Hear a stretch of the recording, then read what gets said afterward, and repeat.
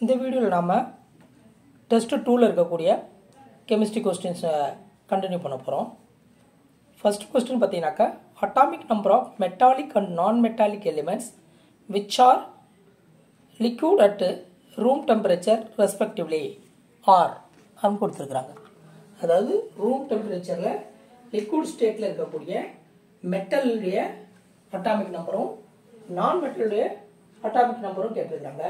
அப்போ லிக்விட் ஸ்டேஜில் இருக்கக்கூடிய மெட்டல் நமக்கு தெரியும், mercury, that is known as Hg அப்படின்னு சொல்லுவாங்க. அதே அட்டாமிக் நம்பர் பார்த்தீங்கன்னாக்கா 80. அதேமாதிரி நான் மெட்டல் பார்த்தோம்னாக்கா புரோமின், லிக்விடில் இருக்கக்கூடிய ரூம் டெம்பரேச்சரில் லிக்விடில் இருக்கக்கூடியது புரோமின், அதோடைய அட்டாமிக் நம்பர் 35. இதெல்லாம் ஜஸ்ட்டு ஒரு ஜென்ரல் நாலேஜ் மாதிரி தான், இதெல்லாம் நாம் ஞாபகம் வச்சுக்கிறணும். Next question, which of the following electromagnetic radiation has relatively lower wavelength அப்படின்னு கேட்டிருக்காங்க. அதாவது வேவ்லென்த்து கம்மியாக இருக்கக்கூடிய எலக்ட்ரோமேக்னெட்டிக் ரேடியேஷன் எது அப்படின்னு கேட்டிருக்காங்க. ஃபர்ஸ்ட் சாய்ஸாக விசிபிள் ரேடியேஷன் கொடுத்துருக்காங்க, அதுக்கடுத்து ஐஆர் கொடுத்துருக்காங்க, தேர்டு வந்து யூவி கொடுத்துருக்காங்க, ஃபோர்த் வந்து காமா ரேஸ் கொடுத்துருக்காங்க. அப்போ நமக்கு என்ன தெரியணும் அப்படின்னு பார்த்தீங்கன்னாக்கா, உங்களுக்கு அவங்க கேட்டிருக்கிறது வந்து பார்த்தீங்க அப்படின்னாக்கா காமா ரேஸ், ஓகேங்களா. அதுக்கு அடுத்து பார்த்தீங்க அப்படி சொன்னீங்கன்னாக்கா உங்களுக்கு ஹை எனர்ஜி இருக்கிறது யூவி, அதுக்கப்புறம் விசிபிள் ஸ்பெக்ட்ரம் விசிபிள், அதுக்கப்புறம் பார்த்தீங்க அப்படி சொன்னாக்கா ஐஆர், இப்படி தான் இருக்கும். இது வந்து பார்த்தீங்க அப்படி சொன்னீங்கன்னாக்கா நமக்கு வந்து வேவ் லென்த்து ரொம்ப கம்மியாக இருக்கிறது காமா ரே, அதை விட கொஞ்சம் ஜாஸ்தியாக இருக்கிறது யூவி, அப்புறம் வந்து உங்களுக்கு வந்து இருக்கிறது வந்து விசிபிள், அதுக்கப்புறம் இருக்கிறது இன்ஃப்ராரெட்டு. இப்போ காமா ரேனுடைய வேவ் லென்த் பார்த்தோம் அப்படின்னு சொன்னாங்கன்னாக்கா உங்களுக்கு வந்து 0.1 ஆம்ஸ்ட்ராங் ரேஞ்சில் இருக்கும். அதாவது 0.1 ஆம்ஸ்ட்ராங் அந்த ரேஞ்சில் இருக்கும் வேவ் லென்த்து. இப்போ யூவிக்கு வந்தோம் அப்படின்னு சொன்னாக்கா நமக்கு வந்து லெஸ் தென் 3000 ஆம்ஸ்ட்ராங் அந்த ரேஞ்சில் இருக்கும், லெஸ் தென் 3000 ஆம்ஸ்ட்ராங்கில் இருக்கும்.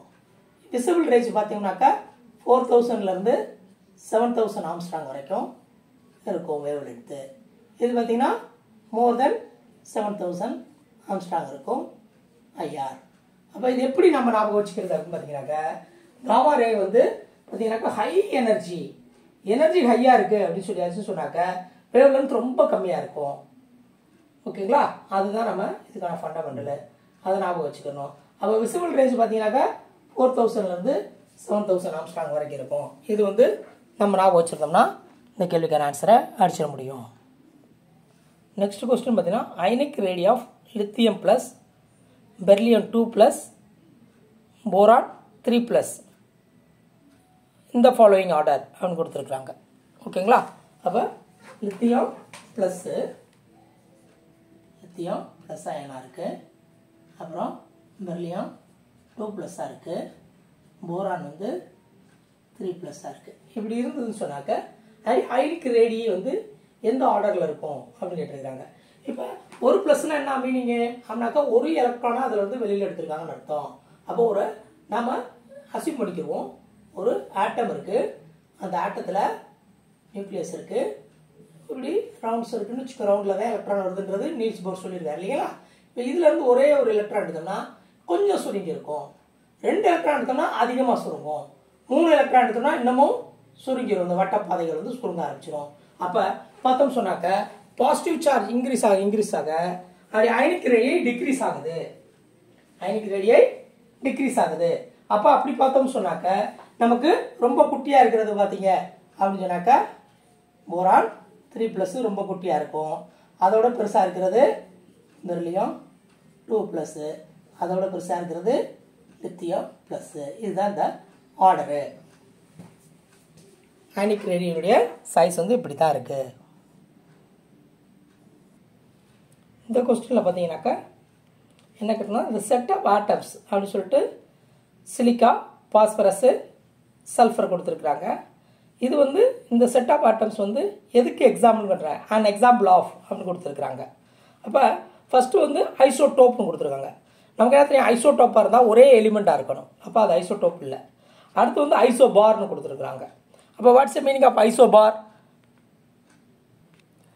சேம் மாஸ் நம்பர் இருந்தால் ஐசோபார். இங்கே மாஸ் நம்பர்லாம் வேறு வேறையாக இருக்குது. அப்போ ஐசோபார் இல்லை. அடுத்து வந்து ஐசோடோன் கொடுத்துருக்குறாங்க. அப்போ what's the meaning of isotone அப்படின்னாக்கா number of neutron is same. What's the meaning of number of neutrons? Atomic நம்பருக்கும் மாஸ் நம்பருக்கும் உள்ள டிஃபரன்ஸ் தான் நியூட்ரான்ஸு. அதாவது Z மைனஸ் ஏன்னு சொல்லுவாங்க. Sorry, mass number A minus Z. அப்படி பார்த்தீங்கன்னாக்கா 30 மைனஸ் 14 ஈக்குவல் டு 16. அதே மாதிரி செகண்ட் கேஸில் போட்டோம்னா 31 minus 15 equal to 16. Number of neutrons வருது. 32 மைனஸ் 16 ஈக்குவல் டு 16. அப்போ இது எல்லாம் பார்த்தீங்க அப்படின்னு சொன்னீங்கன்னாக்க ஐசோடோன்ஸ். ஐசோடோன்ஸ் ஏன்னா number of neutrons are same, so they are isotones. Next question பார்த்தீங்கன்னா single covalent radii of phosphorus is 0.11 nanometre. The single covalent radius of chlorine will be அப்படின்னு கேட்டிருக்காங்க. Smaller than phosphorus, greater than phosphorus, same as phosphorus, twice of phosphorus அப்படின்னு 4 option கொடுத்துருக்காங்க. அப்போ what is the meaning of the covalent radii அப்படின்னு கேட்டோம்னாக்க, அப்போ ஒரு phosphorus ஆட்டமும்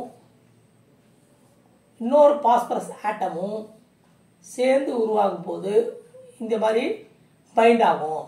அப்போ கிடைக்கக்கூடிய ரேடி வந்து கோவலன்ட் ரேடி அப்படின்னு சொல்லுவாங்க. ஓகேங்களா? இப்போ பாஸ்பரஸ் பார்த்தீங்கன்னா நமக்கு பீரியாடிக் டேபிளில் ஃபஸ்ட்டு முன்னாடியே ஃபாலோ ஆகிடுது. அதுக்கு அடுத்து தான் குளோரின் ஃபாலோ ஆகுது. அப்போ நம்ம ஏற்கனவே பார்த்தோம், லெஃப்ட் டு ரைட்டு பீரியாடிக் டேபிளில் போகும்போது அட்டாமிக் சைஸ் வந்து குறையும். அப்போ ஆட்டோமேட்டிக்காக கோவலன்ட் ரேடியும் குளோரினுக்கும் குறைவாக இருக்கும். அப்போ ஃபர்ஸ்ட் ஆன்சர் தான் கரெக்டு, ஸ்மாலர் தென் பாஸ்பரஸ்.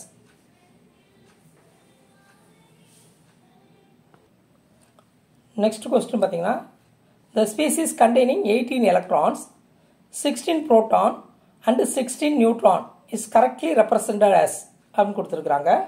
கொடுத்துட்டு 4 ஆப்ஷன்ஸ் இருக்குது.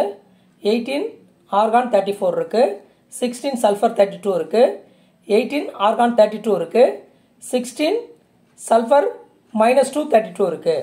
அப்போ பார்த்தீங்கன்னாக்கா எலக்ட்ரான் வந்து 18ன்னு கொடுத்துருக்குறாங்க. Electron equal to 18, proton 16, neutron 16ன்னு கொடுத்துருக்குறாங்க. அப்போ ஒரு எலிமெண்ட் நம்ம வந்து ரெப்ரசன்டேஷன் பண்ணுறோம்னு வச்சுக்கோங்க. அது எந்த எலிமெண்ட்டாக வேணாலும் இருக்கலாம். லெட் அஸ் அஸ்யூம் நம்ம வந்து எக்ஸ் அப்படின்ற ஒரு எலிமெண்ட் ரெப்ரசன்டேஷன் பண்ணுற போகிறோம் சொன்னாக்க, அட்டாமிக் நம்பர் அப்படின்றது பார்த்தீங்கன்னாக்க நம்பர் ஆஃப் புரோட்டான்ஸ் இப்படி கீழே எழுதுவோம். ஓகேங்களா? அது மாதிரி மாஸ் நம்பர் வந்து டாப்பில் எழுதணும். அது பார்த்தீங்க அப்படின்னு சொன்னீங்கன்னாக்க number of proton plus number of neutron ரெண்டையும் கூட்டு போது 32 வருது. அப்போ நம்பர் ஆஃப் புரோட்டான் எவ்வளோ இருக்கோ அது ஆட்டமாக இருந்தால் அதே அளவில் தான் நியூ எலக்ட்ரான் இருக்கணும். ஆனால் இங்கே வந்து கூடுதலாக 2 எலக்ட்ரான் இருக்கு. அப்போ நம்ம -2ன்னு போடணும்.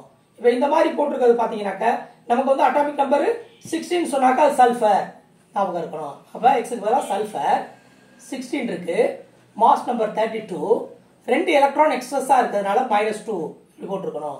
இதுதான் இதுக்கான ஆன்சர்.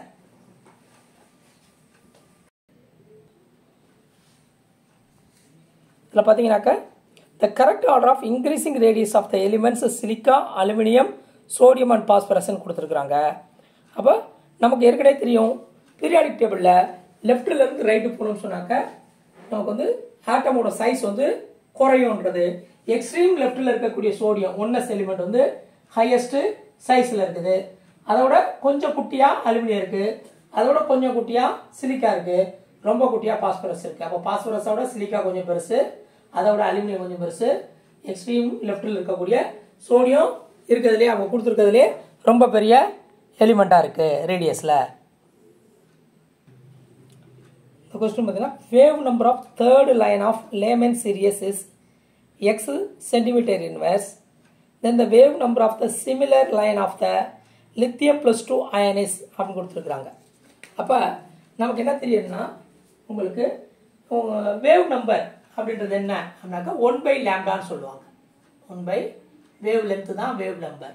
இதுக்கு என்ன ஃபார்முலா அப்படின்னு பார்த்தீங்கன்னாக்க Rydberg constant R z² divided by sorry into 1 into n1 square minus 1 divided by n2 square இதுதான் ஓகேங்களா ரைட் இப்போ இந்த n1 அப்படின்றது என்ன அப்படின்னு பார்த்தீங்கன்னாக்கா இது எல்லாமே ஹைட்ரஜன் ஆட்டம் அவங்க சொல்லியிருக்காங்க ஓகேங்களா அப்போ ஹைட்ரஜன் லைக் ஆட்டமாக இருக்கணும் அப்போ லித்தியம் பார்த்தீங்க அப்படின்னு சொன்னீங்கன்னாக்கா 2+ன்றது ஹைட்ரஜன் லைக் ஆட்டம் லித்தியத்தில் இருக்கக்கூடிய உங்களுக்கு 3 எலக்ட்ரான்ல 2 எலக்ட்ரான் எடுத்தாச்சுன்னா அதுக்கு 1 எலக்ட்ரான் தான் இருக்கு அப்போ அதுவும் ஹைட்ரஜன் லைக் ஆட்டம் ஆயிடுது அப்போ அப்படி இருக்கும்போது இது ஹைட்ரஜன் லைக் ஆட்டத்துக்கு என்ன சொல்லியிருக்காங்கன்னா x சென்டிமீட்டர் இன்வர்ஸ் இது இருக்குது வேவ் நம்பர் ஓகேங்களா அப்போ லித்தியம் 2க்கு எவ்வளவு இருக்கும் வேவ் நம்பர்னு கேட்டிருக்காங்க இப்போ நம்ம என்ன செய்யணும் அப்படின்னாக்க r வந்து உங்களுக்கு கான்ஸ்டன்ட் ஓகேங்களா z ஸ்கொயர்ன்றது லித்தியத்துக்கு வந்து பார்த்தீங்கன்னாக்கா 3 ஸ்கொயர் z வந்து 3 ஸ்கொயர் ஓகேங்களா ரைட் இப்போ பார்த்தீங்க அப்படி சொன்னீங்கன்னாக்கா இந்த n/n1 square minus 1/n2 square இப்போ r n1/n2ன்றதுக்கு தான் அவங்க என்ன கொடுத்துருக்காங்க எக்ஸ்ன்னு கொடுத்துருக்காங்க அப்போ இந்த 3ஆம் நம்பர் வந்து 9ன்னு ஆயிரும் அப்போ 9x சென்டிமீட்டர் இன்வர்ஸ் இதுதான் இதுக்கான ஆன்சர்